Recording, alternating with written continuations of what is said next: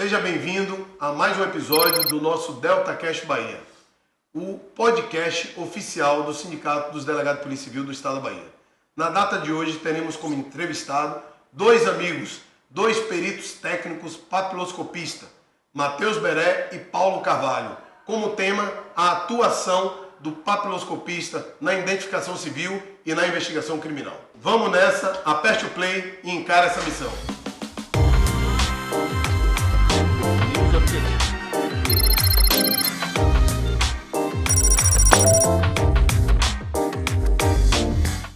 Nosso entrevistado de hoje, Matheus Beré, perito técnico papiloscopista. Matheus é graduado em Direito e Administração, atual presidente do Sindipeb, Sindicato dos Peritos em Papiloscopia, perito técnico na Polícia Civil aqui do Estado da Bahia desde 2007, coordenador do posto de identificação do SAC de Ilhéus. Matheus, seja bem-vindo.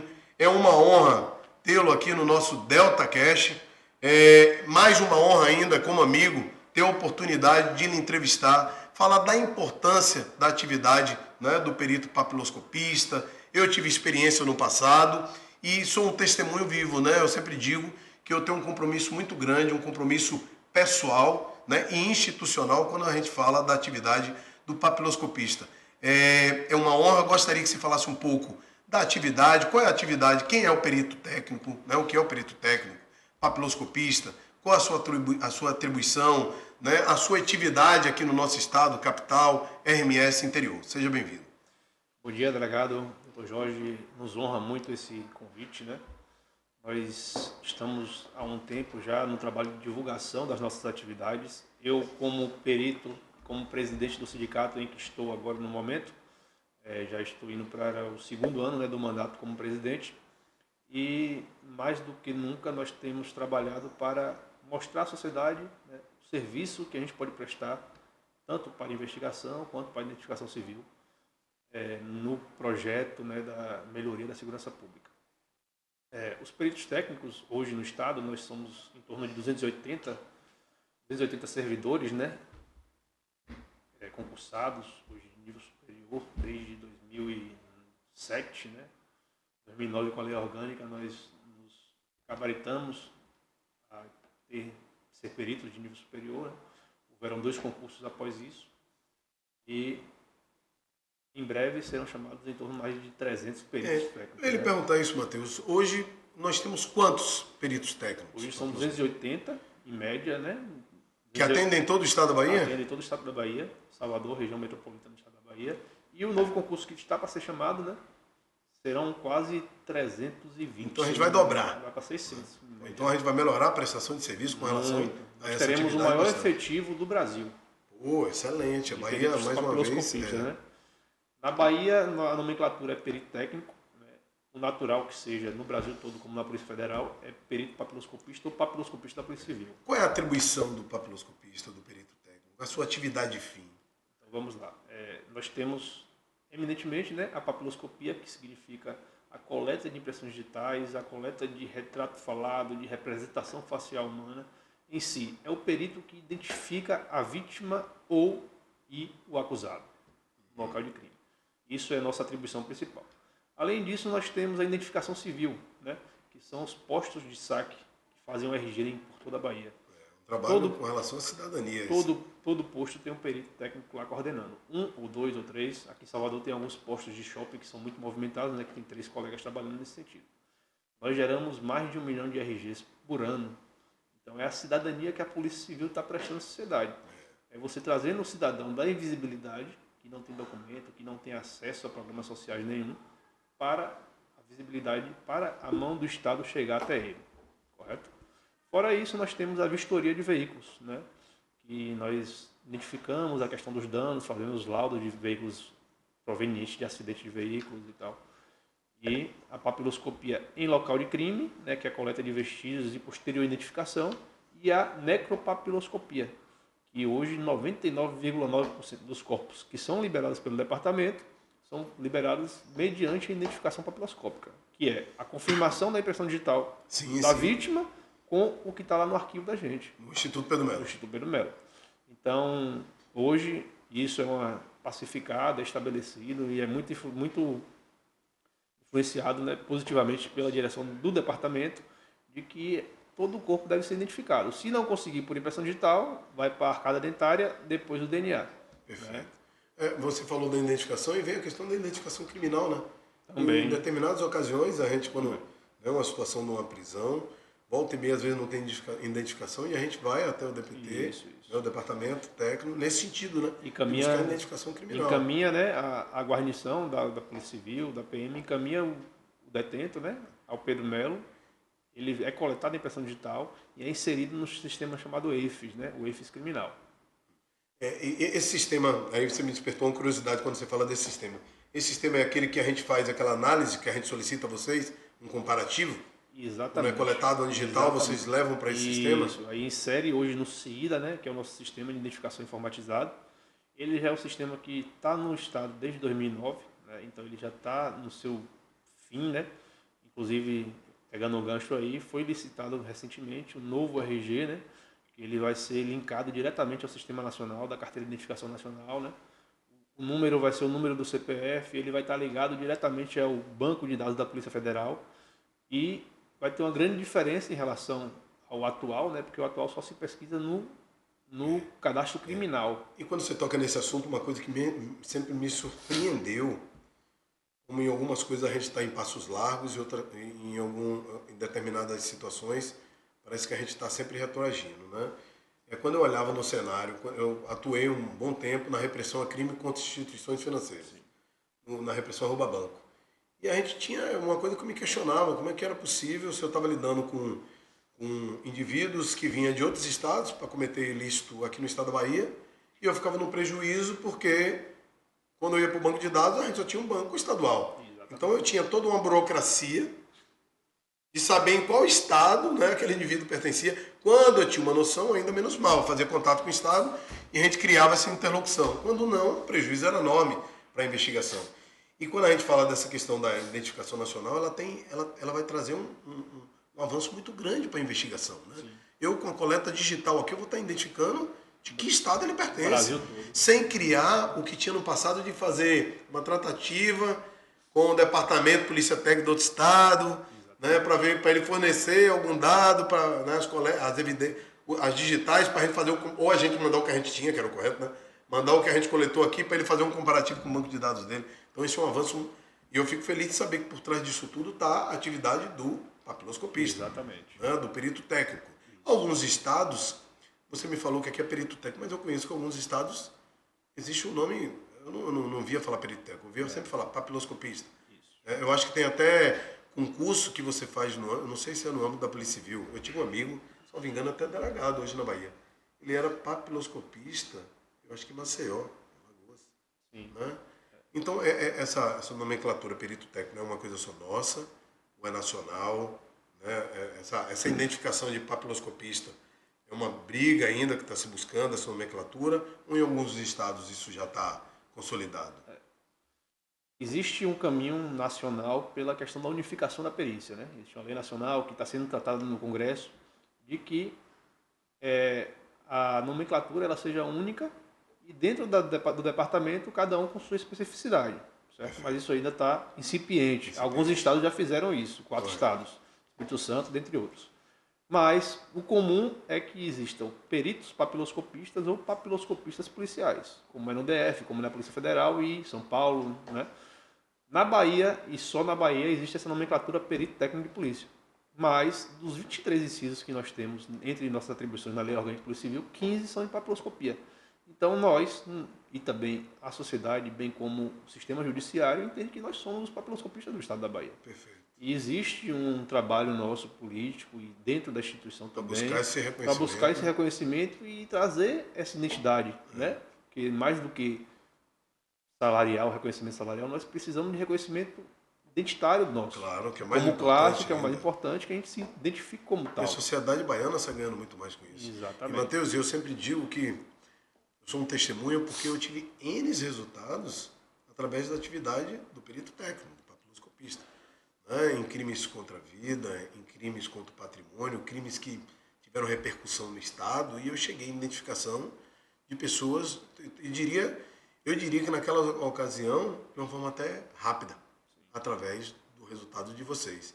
Só que aí, para quem está nos assistindo, né, a gente tem um público aqui em geral, a atividade papiloscopista hoje, a gente consegue, vocês conseguem oferecer, né, esse trabalho, esse serviço em todo o estado da Bahia ou determinadas regiões a gente ainda não tem estrutura, em que pese, você me pareceu que tem um efetivo razoável, que agora vai ser dobrado, mas a gente já tem essa prestação de serviço nas 26 coordenadorias do interior do estado? Principalmente no interior, doutor.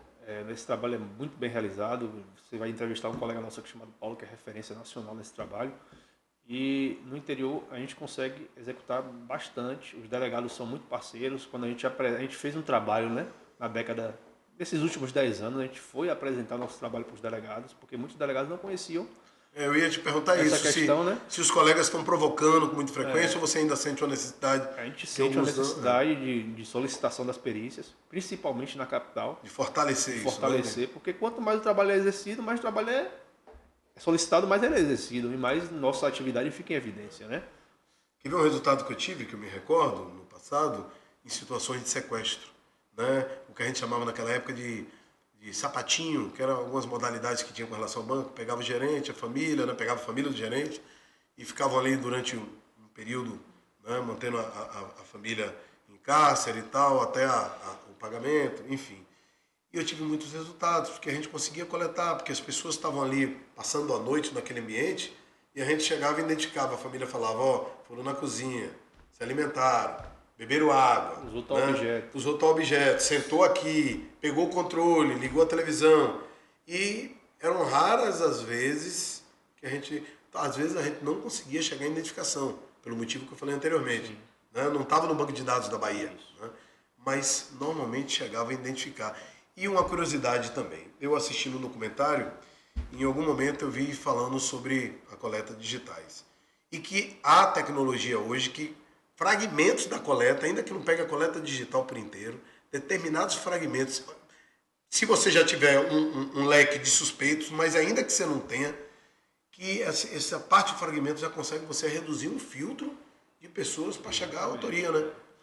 E aí eu te pergunto, essas técnicas nós temos hoje aqui na Bahia, a gente já coloca em prática? Utilizamos, já colocamos em prática e o novo RG, o próprio sistema do novo RG, que ele vai ter um grande avanço nesse sentido, que ele vai estar pesquisando no Banco de Dados Civil, que antes só pesquisava no Banco de Dados Criminal, né? Além dele pesquisar nacional, ele vai estar pesquisando no Banco de Dados Civil, ou seja, na Bahia praticamente 90% da população tem RG, né? Então a gente tem um banco de dados aí digitalizado já, de 10 milhões de RGs. 10 milhões de impressões de mãos, né? Decadactilares.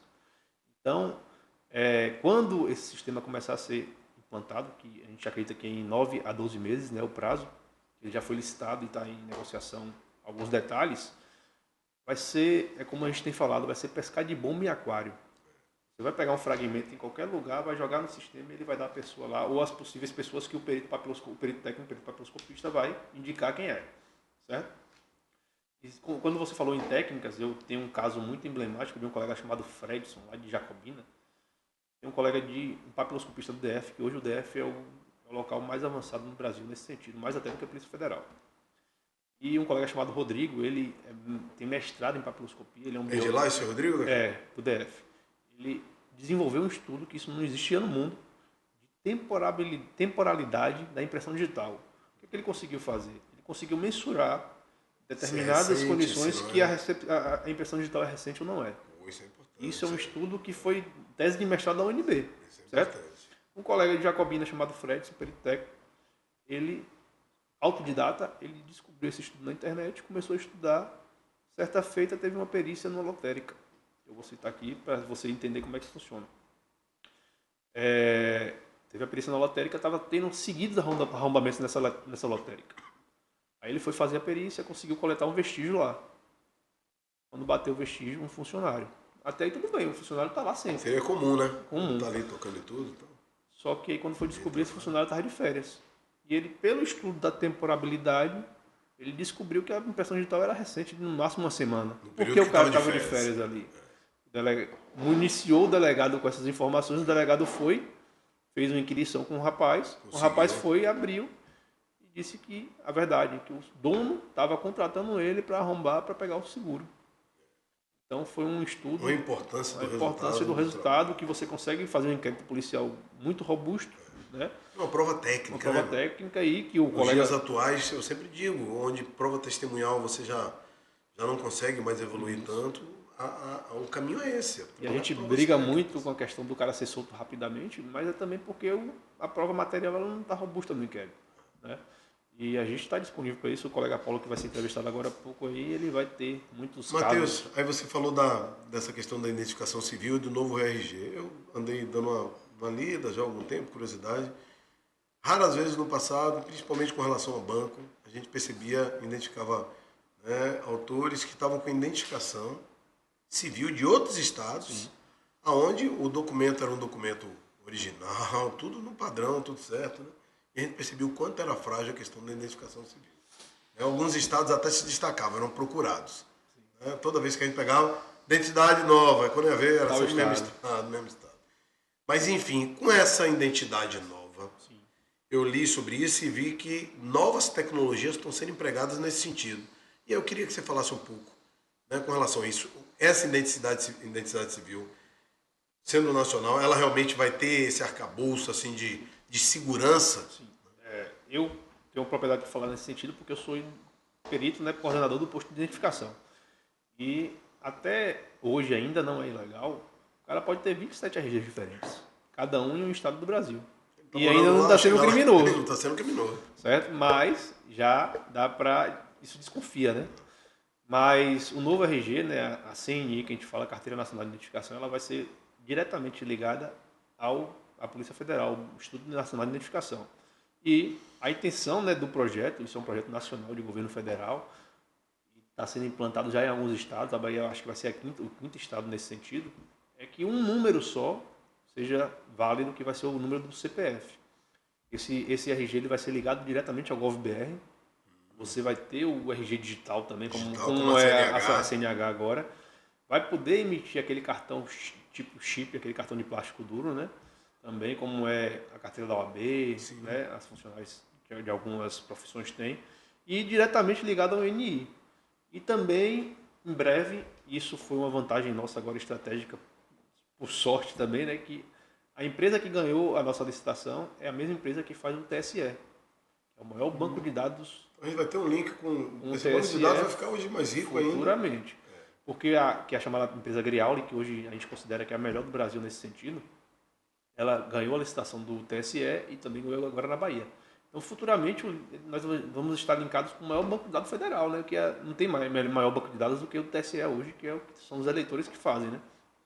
Então a gente vai ter uma vantagem estratégica muito grande. O secretário de Segurança, Werner, ele está acompanhando o processo. Conversou bastante com ele já sobre isso e ele vai ser uma potente arma, né? E o secretário é muito sensível a essa pauta, porque ele reconhece a importância do trabalho de vocês, né? O secretário, o delegado federal, o que para a gente pode parecer uma coisa, né? Mas para ele era uma rotina, né? Com uma atividade papiloscopista. Então, certamente, eu sei que vocês estão sendo abraçados na altura que vocês merecem, né? Eu acho que a ideia realmente é essa aí. E eu te faço uma pergunta, Matheus. Hoje, quando a gente fala aqui, a gente está falando na capital IRMS, essa atividade, ela ainda está caminhando? Essa provocação, você acha que ainda precisa mais que as pessoas reconheçam a importância? O que eu sou muito sincero em dizer que eu acho que são raros delegados, ou talvez nem exista um delegado que não reconheça a importância da atividade papiloscopista. Né? Até porque vocês também trabalham até com a questão do reconhecimento facial, né? Sim, que eu já tive excelentes resultados e que me impressionaram, confesso que me impressionaram, porque foi um reconhecimento facial onde a pessoa não tinha uma lembrança, né, tão precisa, mas que o próprio perito, me lembro quando foi constituída, a pessoa chegou para mim a dizer, a vítima, que ela ficou surpresa como a atividade foi tão de excelência que chegou a criar o que ela não conseguia imaginar de forma tão sólida. E ela, quando olhava no papel, me lembro que foi uma situação de um estupro no interior, e ela dizia assim, é ele. E eu fiquei assim, realmente orgulhoso, né? Sim. Porque eu estava ali como delegado, né? A atividade estava vindo num perito, mas de um operador da casa, né? De um colega, e ficava feliz quando via esse resultado. Eu falo, aqui a gente tem oferecido resultados dessa forma. Doutor, houve, né, durante o decorrer dos anos aí, do nosso trabalho, desde que a gente tomou posse, uma briga relativamente fratricida, né, entre as classes, que hoje está muito menor. Eu reconheço aqui o trabalho da doutora Cecília, que assumiu agora, indicada pelo secretário. Sim, excelente. A doutora Cecília tem feito um mandato, né, inicial, muita coisa para arrumar uma casa, né? Natural, mas né? Quem está começando. Ela tem nos colocado a abertura do diálogo para nós conversarmos sobre esse destino. Mas o trabalho na capital ainda é muito incipiente. Se destaca mais no interior. Bem mais no interior. Mas nessa parte de retrato falado, né, de representação facial humana, como a gente gosta de chamar, né, que é o termo correto hoje, em Salvador é muito melhor do que no interior. Por quê? Porque a gente não tem um treinamento feito no interior ainda. O próprio sindicato da gente, uma época a gente trouxe um colega nosso que é chamado Wilson, né, que está até aqui nos bastidores. O cara, ele é um dos melhores retratistas do Brasil, né, hoje. Consegue usar ferramentas de Photoshop, ferramentas de inteligência artificial para conseguir formatar tanto representação facial humana quanto projeção de idade. Existem até casos, existem casos que ele já positivou, o cara já foi condenado baseado num laudo de projeção de idade, né? E nesse tocante também, já falando do novo sistema, né, do RG novamente, um dos grandes cases de sucesso da nossa segurança pública são as câmeras, né? As identificações do reconhecimento. E esse reconhecimento ele só pesquisa no banco de dados criminal. Com o novo sistema vai pesquisar no banco de dados civil totalmente. Agora você falou uma coisa... Isso vai ser revolucionário. Rapaz, a gente agora vai dar um salto. Vai pesquisar nos 10 milhões. Porque você falou uma coisa verdade, né? O reconhecimento facial, ele trabalha muito de forma... dentro de um filtro, um banco de dados ali, né? Identificação criminal. Somente. De quem já tem a identificação. Mas... agora a coisa vai evoluir. Você está numa investigação e quem identificar, você vai para o banco de dados. As possibilidades são imensas. É coisa de filme que eu gosto de dizer, porque tipo, se uma criança desaparecer, a criança tem RG, você joga a criança lá, meu irmão, passou nas câmeras lá. Claro que a gente pretende, e a gente já possibilitou isso ao secretário, a gente tem que legalizar, né, normatizar isso. A gente não tem uma lei sobre isso. Alguns estados já estão avançando, o Congresso já tem. Agora vai ser consequência. A gente tem que fazer uma normativa sobre isso, porque ainda fica meio vago. Mas as possibilidades são imensas. Tudo que você pensar em identificação, que você vê em filme, a gente vai conseguir fazer. E o bacana, assim, eu gosto muito de falar de investigação tecnológica, né? Investigação criminal, usando a tecnologia.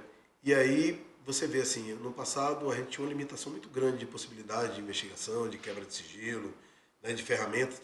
E hoje perceba, né? O mundo vem evoluindo, né? De forma tão avassaladora que cada dia mais a gente vai descobrindo novas possibilidades, né? E dentro das tecnologias que são oferecidas, o que a gente pode retirar também de retorno para a investigação. Matheus, eu fico grato, né?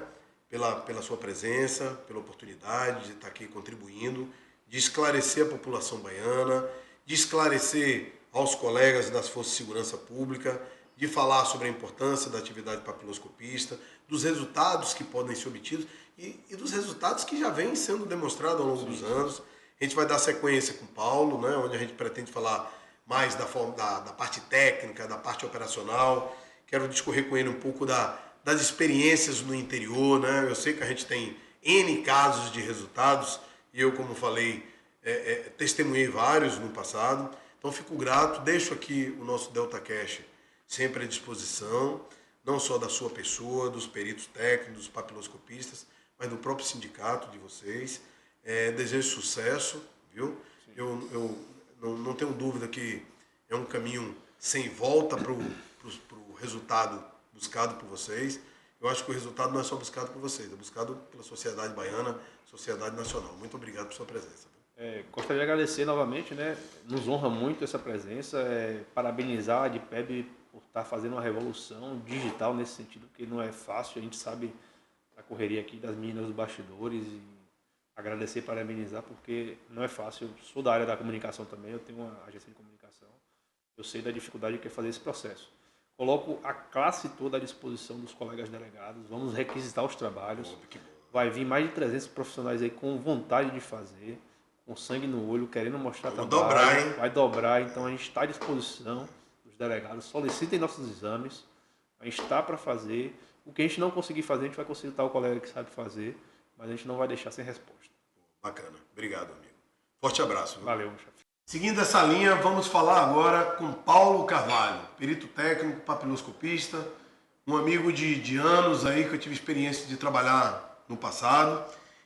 Paulo Carvalho é perito técnico de polícia desde 2007, especialista em papiloscopia pela Senasp, Ministério da Justiça, graduado em Direito e pós-graduado em Segurança Pública e Investigação Criminal, com 16 anos de atuação em local de crime e atualmente lotado na 24ª Corpim Eunápolis, na cidade de Porto Seguro. Paulo, seja bem-vindo. É uma honra, né, tê-lo aqui. A sua presença me leva ao passado, né, e a lembrança da oportunidade de ter te conhecido, da experiência que foi trocada, compartilhada. À época eu estava na repressão contra crimes contra instituições financeiras, no rouba banco, né, tinha uma relação muito direta com o perito, na época Oswaldo, né, um amigo hoje pessoal, e tive a honra de te conhecer. E fico feliz de saber que ao longo desses anos você se especializou nessa área. E queria que você falasse um pouco dessa atividade, como foi que você, primeiro, se identificou, né, com essa temática, aonde você buscou essa especialização, e aí falar um pouco dessa atividade, né, da parte prática. Beleza. Enfim, seja bem-vindo. Satisfação estar aqui com vocês, uma honra, né, poder estar com você novamente, batendo esse papo direto. Você é um cara assim que ocupa um lugar de destaque, né, na formação de todos nós que gostam da atividade operacional. Valeu, amigo. Obrigadão. Então, na realidade, eu digo assim, eu cheguei na polícia técnica meio que um peixe fora d'água. Eu meio cresci no âmbito da polícia civil, fui criado por delegados de polícia na cidade de Amargosa. Sempre me identifiquei com a atividade operacional e o concurso que eu tinha à época para fazer ali no ano 2005 era o da polícia técnica. Você viu? Perícia. Então, iniciei as atividades ali em 2007, na 9ª Corpim, Jequié, e tive, vamos dizer assim, a grata felicidade de ser um dos 26 peritos escolhido no ano 2010 para fazer uma especialização presencial do Ministério da Justiça na cidade de Natal, no Rio Grande do Norte. A gente teve uma imersão de 13 dias com os maiores nomes da papiloscopia no cenário nacional, com papiloscopistas do Instituto Nacional de Identificação, da equipe Rastro de Pernambuco, do Distrito Federal, papiloscopistas de Goiás, dos estados onde a papiloscopia já vinha acontecendo e com bastante força. Então, naquele ano ali, 2010, foi onde eu encontrei o que eu buscava para exercer a identificação. Isso então, é bacana. Encontrei dentro da perícia uma atividade especializada, mas que me dava a oportunidade de alavancar minha vontade, né, e de concretizar minha vontade de operar em campo e fazer um trabalho mais dedicado e especializado nesse nível. Está um pouco mais à frente da situação. Isso é bacana, porque quando a gente se identifica com a matéria, isso traz uma motivação além do normal, né? Eu falo isso porque eu me identifiquei muito com essa parte de crime cibernético e tal, e acaba virando até um hobby, né? Você se sente estimulado a ler, a buscar conhecimento, a aprender, e quem está ganhando com isso é a instituição, né? A sociedade. E aí, Paulo, quando você falou dessa imersão, eu ia lhe perguntar inicialmente como é que foi essa formação, né? Aí você me passa que tinha representantes de outros estados. E quando você retornou com esse conhecimento, você ainda está no Jequié, você conseguiu colocar em prática? Eu sei porque na minha época, quando eu lhe provoquei, você já tinha um conhecimento que você compartilhava, né? Sim. Eu me lembro que você não tinha um compromisso institucional. Era uma coisa mais de quem queria pessoal, ajudar, servir. Sim. Você tinha um conhecimento e queria devolver e ver esse conhecimento na prática ele ia oferecer resultado. E aí eu pergunto, quando você retornou, como é que foi? Você disse que houve uma seleção e aí você começou a prestar esse serviço só na região de Jequié, passou a ser compartilhar como instrutor, levar esse conhecimento para outros colegas. Como é que foi isso aí no seu retorno? Então, naquela época, assim, a papiloscopia ainda era algo muito incomum, vamos dizer, no estado. Já haviam alguns outros cursos como esse naquele período, 2009, 2010, mas ainda de forma muito tímida, sendo executado no interior do estado. Quando eu retornei em 2010, eu encontrei vamos dizer assim, a dificuldade que tinha dada a formatação do cargo do perito técnico de Polícia Civil, dessas outras atribuições do cargo que não são da papiloscopia e que ocupam o perito técnico mais até do que o exercício da própria ciência papiloscópica. Então, além disso, a falta de insumos. Então, quando eu voltei, tive que montar o meu equipamento pessoal, as minhas custas. E para poder, de fato, desenvolver e ganhar a prática, a praxis mesmo, a expertise, eu tive que viver polícia, viver perícia papiloscópica. Então, com 26 anos, eu era solteiro, não tinha filho, e o meu hobby, a minha atividade, o meu hobby era polícia. Então, eu estava o tempo todo dentro do DPT, o tempo todo em comunicação direta com os serviços de investigação, buscando oportunidades para poder ir aplicando a ciência e desenvolvendo. Levando seu conhecimento para, às vezes, até ser aplicado por outros colegas, né? Exatamente, a gente fazia isso. E até vender essa coisa que você estava abraçando, né? Às vezes, talvez nem todo mundo tivesse a mesma visão naquele momento.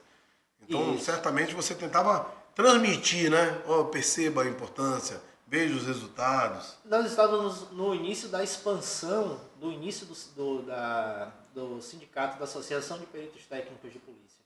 Então, a gente estava formando essa identidade, enquanto papiloscopista, do perito técnico.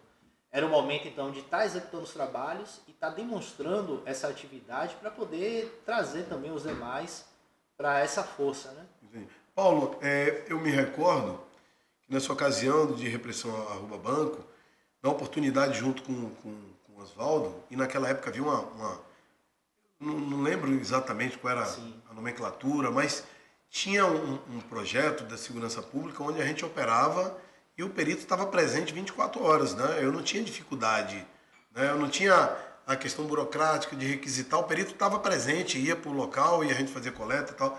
E eu me lembro que eu ficava me questionando porque eu lembro de Oswaldo, em determinados momentos, falar que essas evidências de cada ocorrência estava sendo coletado aquele dado, estava transformando numa produção de conhecimento, ou seja, havia um trabalho de inteligência também, de fazer associações, de fazer análise de vínculos com as ocorrências que estavam acontecendo em todo o estado, né? Com detalhes pequenos e dentro da área da atividade de perito técnico, né? Do papiloscopista. E eu pergunto, de lá para cá a gente teve um avanço, como é que está? Foi criada alguma unidade? Ou unidade não, tem algum banco de dados, né? Me fale um pouco sobre isso. Teve um avanço nesse sentido? Aquele contato que você teve na época foi um grupo de perícias, um grupo especial de perícias a roubos da instituição financeira chamado GPREF. Era uma iniciativa encabeçada por Oswaldo, né, que é o nosso atual diretor de inteligência, Oswaldo Silva. Oswaldo, ele desenvolvia essa atividade dinâmica de frente de combate, até mesmo pela formação dele. Ele tinha esse pensamento, ele veio da comando, né? Caveira. Ele é um caveira. Então, ele teve essa transmutação de cargo e trouxe essa dinâmica de inteligência de polícia. Naquela época, eu atuava como colaborador. Eu era um colaborador, conheci dessa maneira o GPREF com as ocorrências de roubo a banco que aconteciam na Nuna Corpim. Nós tivemos assim um período de muitos roubos à instituição financeira num curto espaço de tempo. E quando a gente era acionado no plantão, olha, sequestro determinado de gerente do banco, cidade de Água Clara, Maracás e Tiruçu, explosão de banco, arrombamento, a gente recebeu uma ligação em seguida que tinha um grupo especializado de inteligência, de perícia, que estava no local, que era pra gente ir para dar um suporte. Isso chamava atenção. Eu falei, caramba, como assim? Aí quando eu chego num desses locais, que conheço esse camarada aí, com um equipamento técnico e do lado com uma mochilinha com M4 Baby, eu falei, não, é aqui, calma aí. Então, se identificou. Eu perguntei, cara, como é que isso acontece? Não, eu quero entrar. Não, a gente tem uma unidade, alguns peritos que, quando acontece isso, são acionados, a gente monta uma equipe, desloca pelo estado com equipamento bélico, com equipamento técnico, realizando essas atividades. A princípio foi até a informação que ele me deu, aí eu demonstrei para ele alguns laudos que eu já havia realizado de impressão digital de patrimônio, de homicídio na cidade, e falei, estou à sua disposição, quero colaborar. E aí comecei a trocar figurinhas, né? E ser acionado por ele por algumas situações lá no âmbito da Nuna Corpim, ir até o local, realizar a coleta das impressões digitais, coleta de imagens de câmera. Temos que lembrar que a gente tinha uma deficiência estrutural muito grande na época de transmissão de informação. Então, alguns recursos a gente utilizava até para envio de conhecimento, assim, serviço reservado de segurança bancária, o RESEG na época, para poder tramitar malote de maneira mais breve. Então estava no campo alimentando informação para ele e deu resultado. Foi quando eu lhe conheci. Eu lembro que a gente teve resultados positivos, né, de Sim. ocorrências de banco, identificação com autores, autoria. Eu lembro que, e eu falo que eu sou um testemunho aí, não poderia ser diferente. Mas assim, eu tive N resultados, em especial no interior do estado, nas ocorrências de repressão a crime contra instituições financeiras, onde eu cheguei em identificação, e de forma, em alguns momentos até de forma muito fácil. Eu tive ocorrência aqui na capital baiana, que foi num bairro nobre, né, na época chamou a atenção e tal, e a atividade do perito técnico, do papiloscopista, foi de suma importância. O que para mim ia demandar N diligências, né, para chegar em identificação, quando saiu o laudo, eu já tinha identificação, qualificação, eu já tinha tudo. E me chamou a atenção que era uma pessoa que estava rodando o Brasil todo, com ocorrências no Brasil todo, com relação à caixa eletrônica. E me recordo no interior também. E você me falou anteriormente aqui nos bastidores, a gente comentando, da sua experiência prática, dos resultados obtidos em crime contra o patrimônio, em crime contra a vida. Sim. Eu queria que você falasse, me relate, não de forma muito profunda, não detalhada, mas dos inúmeros casos que a gente tem ao longo da história, né, da nossa atividade, nos últimos anos, muito mais de 10 anos aí, sim. Que a sua atividade é de suma importância. Então, até demandar para os colegas que provoquem mais, né, que requisitem mais da atividade papiloscopista. E aí eu falo, quais são os momentos que a autoridade policial, né, ele pode estar demandando, a gente falou aqui da questão do reconhecimento facial, dessa coleta digital. Me fale mais sobre isso aí, dessas... Sim, claro. Todos esses crimes, na realidade, que utilizam de meios e deixam vestígios, eles têm necessariamente que passar por uma análise completa pericial. Mas há vestígios muito específicos em veículos. Por exemplo, eu já tive homicídios onde eu consegui impressões digitais tanto em veículo, na estrutura do veículo, quanto em motocicleta. Bacana. Casos de homicídio com impressão digital de sangue moldada em instrumentos, na parede, por exemplo, mesmo na parede, diretamente na parede, printada impressão digital de sangue. É um dos laudos meus que são apresentados para o secretário de Segurança Pública, sempre que a gente tem essa visita institucional, na própria revista do laudos, devido, são impactantes. Os laudos são muito bem elaborados por vocês.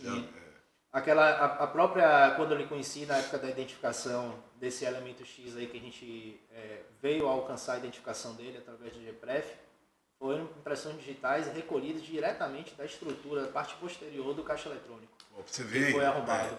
A importância... Aí a gente acaba remetendo a questão da importância da preservação local de crime, né? Muito importante. A gente tem que levar muito a sério, muito a rigor a questão da preservação de local de crime. A preservação. Então, se você... a questão da preservação, por exemplo, os veículos que são utilizados, que são abandonados, você precisa ter uma quantidade de peritos suficiente e com a capacidade de atendimento em local de crime que possa não só estar atendendo as diversas demandas internas que acontecem, mas também podendo, com capacidade técnica e tática operacional, para ir a determinados locais para acompanhar a retirada dos veículos ou periciar o veículo no próprio local. Porque os vestígios se perdem. Porque as pessoas que fazem a retirada desse veículo, o serviço de guincho e tal, ele não tem o traquejo, o conhecimento, nem sempre a estrutura é suficiente para poder preservar. Para você ver, o curso de formação do soldado de polícia ainda é muito tímido a participação da polícia técnica ali, falando diretamente para eles. Verdade. Apresentando esses trabalhos e falando, olha, começa aqui, começa no isolamento, no encontro do veículo, começa no fato de você não manipular o veículo buscando determinadas informações que são do âmbito necessárias para a investigação da polícia judiciária. Então, nós ainda não ocupamos esses espaços para poder fazer esse adestramento mais adequado de quem inicia a investigação criminal. Que era o primeiro preposto que está no local. Que chega primeiro no local. Exatamente. Então, tem muitos avanços ainda que são necessários ser feitos. Mas, assim, puxando um gancho que você havia me perguntado, como é que acontece ainda, como é que foi essa atividade de inteligência, como é que está acontecendo hoje.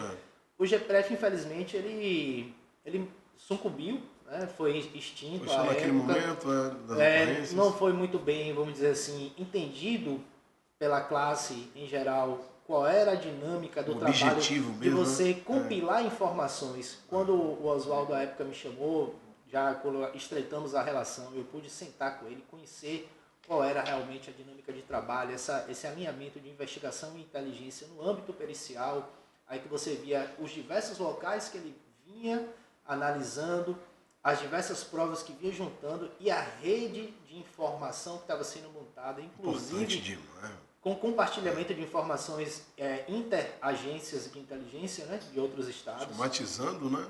Criando toda uma rede, conhecendo um corpo os organismos que atuavam aqui no estado, cometendo esses crimes patrimoniais. Né? Então, assim, hoje nós não temos mais divisões, né, divisões de investigação, divisões de inteligência a nível de perícia. Nós temos, assim, recentemente criado essa diretoria de inteligência, tem pouco tempo, acho que tem um pouco mais de um ano que foi criada a diretoria de inteligência, o qual é o nosso colega... Felizmente, né? Felizmente, graças a Deus, que está à frente. Mas, assim, temos uma expectativa muito grande que, com o passar do tempo, e principalmente com o aprimoramento dos bancos de dados que estão vindo, os biométricos, esses serviços, essas atividades relacionadas à inteligência e investigação, no âmbito pericial, eles se ampliem e, vamos dizer assim, descentralizem, né? Paulo, uma coisa, eu sempre, quando eu dou aula sobre crime cibernético, investigação criminal tecnológica, eu tenho por hábito sempre dizer o seguinte: óbvio que o ideal, né, seria o interessante, né, seria o ideal, né, que é ter toda a tecnologia que a gente espera para avançar nas investigações, mas que na ausência, né, dessas tecnologias que hoje estão aí, né, quebrando paradigmas e tal, o trabalho com relação à investigação criminal tecnológica ela já consegue ser realizada, ainda que esteja na menor cidade do interior do estado, numa delegacia pequena, tal. E aí eu trago essa pergunta para o âmbito do perito técnico.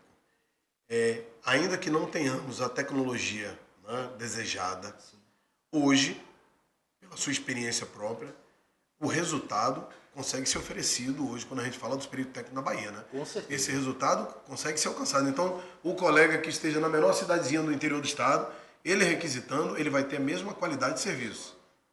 Mesma qualidade de serviço, isso depende também da capacidade técnica, do quanto o perito técnico aqui já foi testado, possui de conhecimento para poder mas realizar. A tecnologia mínima nós temos. E, assim, como insumo básico, a gente já realiza muita coisa. Certo? Dá para fazer muita coisa. Existem alguns entraves no cargo, alguns entraves a nível de gestão, que precisam, algumas barreiras que precisam ser rompidas, para a gente poder soltar esse pessoal para que realize. Foi o que a gente começou com o Matheus logo no para que realize o trabalho. Mas assim, superado essa celeuma, meu amigo, nós vamos ser um dos estados que mais vai produzir papiloscopia na federação. E segundo o Matheus, o maior efetivo com relação aos outros estados, né? Nós temos porque agora tem 280, né? Quase 300, com mais 300, isso, vai para quase 600 peritos técnicos. A gente tem que considerar que, infelizmente, hoje, não só por uma questão de ser demandado pela autoridade policial, porque assim, muitos delegados de polícia não conhecem de fato a potencialidade desse trabalho. Sim. Atualmente, há pouco tempo agora, eu tive a oportunidade de estar trabalhando com o Dr. Moisés Damasceno. Excelente colega, excelente profissional. E que tem um conhecimento muito amplo dessa capacidade. Ele sabe tudo, Exatamente. Então, os delegados que estavam vinculados a ele sabiam da potencialidade. Mas então, ele está sempre um passo na frente. Sim, lá a gente chamava ele de Batman. Né? Cabeção. Cabeção. Então, assim, o Nápoles, 23ª Corpim, 24ª Coordenadoria Regional de Polícia Técnica, há muita demanda de papiloscopia, devido ao conhecimento da potencialidade que o delegado... Ele sabe o que ele pode explorar de vocês, né? Então, sim, os delegados que estão vinculados a ele na regional conhecem também e pedem.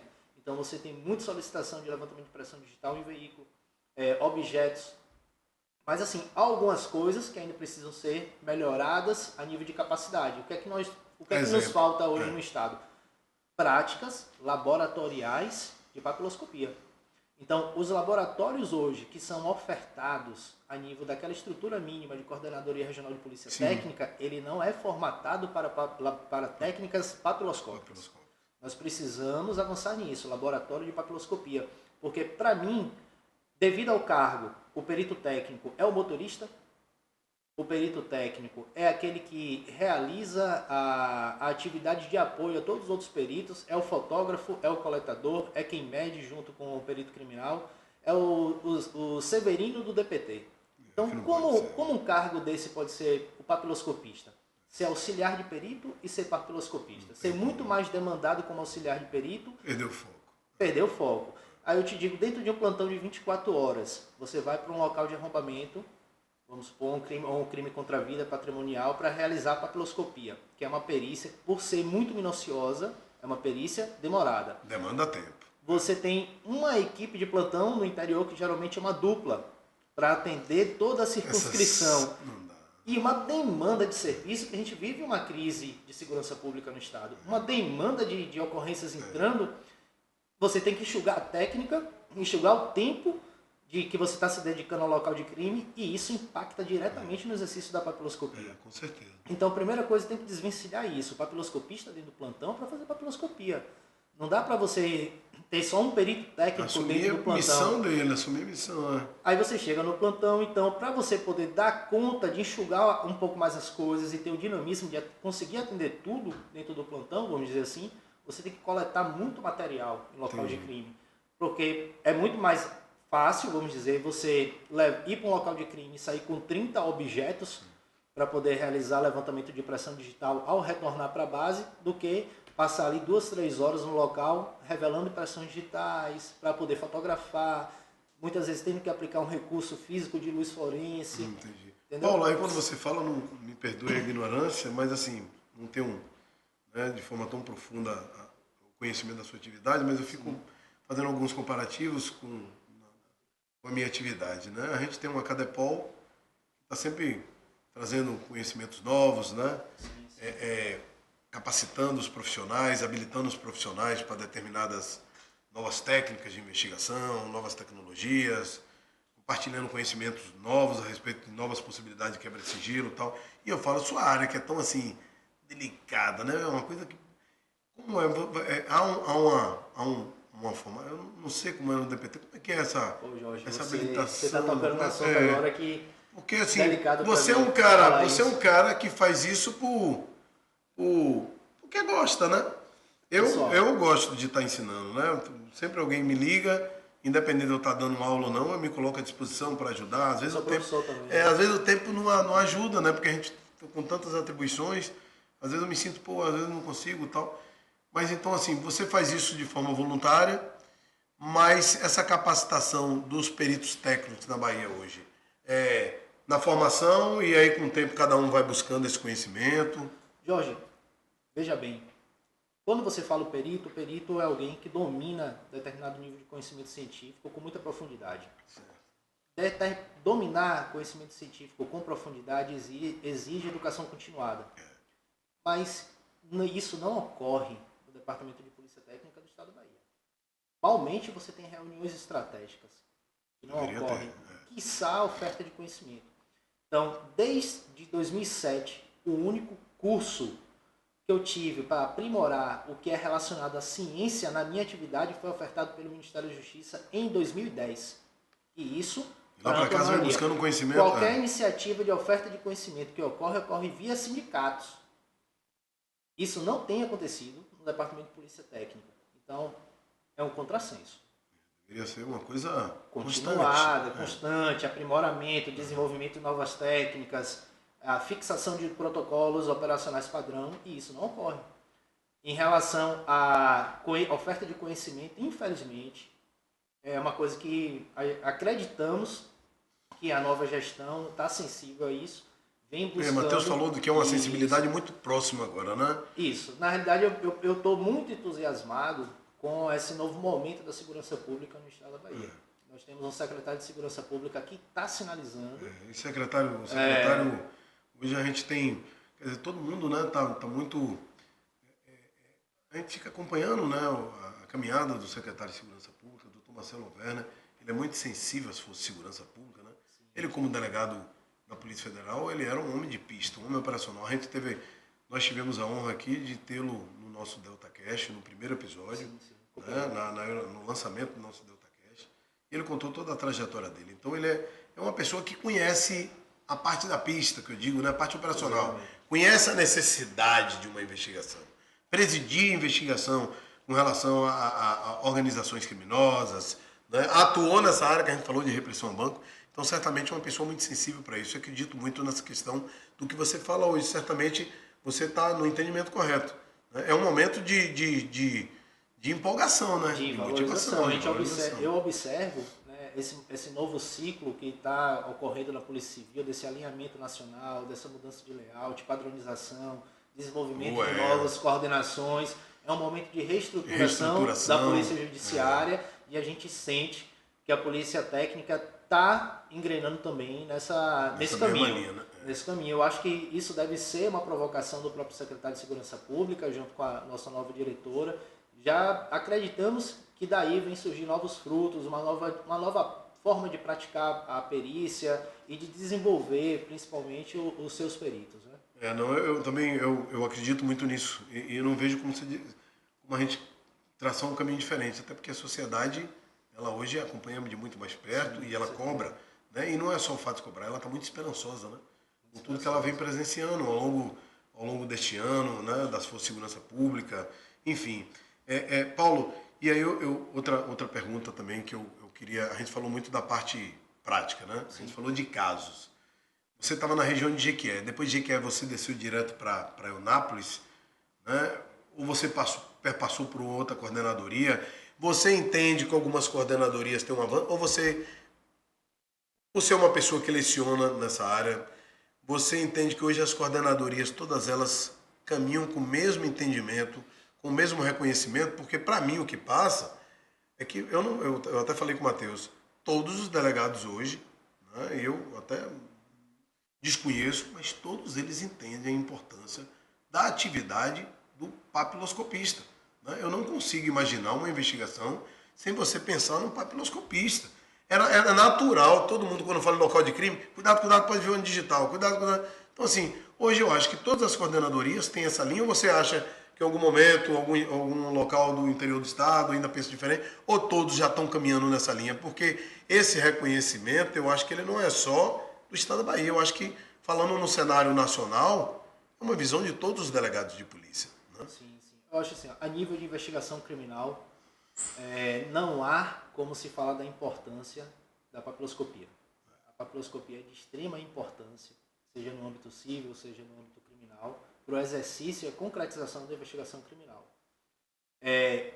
Dito isso, eu acredito então que o conhecimento dos delegados, eles começam a ser nivelados desde a CADEPOL sobre essas potencialidades, essas ferramentas. Com certeza, que estão, eu lembro da minha época de academia. Né? Que estão disponíveis. Se determinadas corpins executam mais ou não, eu não tenho como afirmar, porque a minha experiência é nona corpim e agora 23ª corpim, que é o âmbito de Porto Seguro, Eunápolis. Né?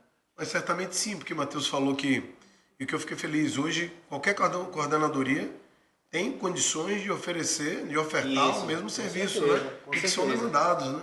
Tem condição de ofertar o mesmo serviço, os equipamentos, mesmo os equipamentos básicos, aí já conseguem trazer muito resultado, porque a maior parte dos meus resultados eu consegui com técnicas básicas. Então eu não tenho um laboratório de papiloscopia disponível. Eu tenho pó e pincel magnético, pó óxido e pincel de fibra de vidro, e com isso daí, com o emprego de luz, que muitas vezes não é nem a forense, eu tenho conseguido resultados. Então, assim, é o querer.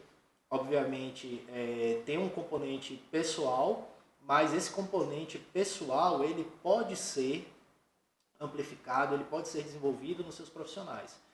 Para isso, basta o querer da gestão, da estrutura, de desenvolver, de dar oportunidade e, principalmente, de abrir a porta do ringue para a gente poder entrar nessa luta e bater de frente contra o crime. Paulo, qual seria o modelo hoje, né, para essa atividade papiloscopista quando a gente olha no cenário nacional? Qual estado seria uma referência hoje?